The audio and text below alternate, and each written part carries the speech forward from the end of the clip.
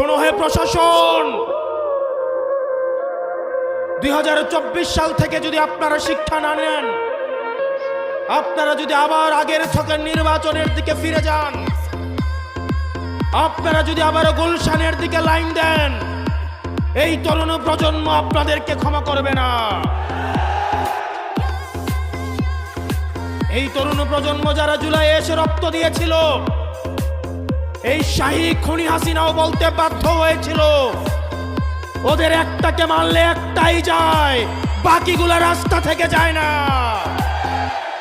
আমরা আবরার ফাহাদের উত্তরসূরি, আমরা আলিফের উত্তরসূরি, আমরা হাদি ভাইয়ের উত্তরসূরি।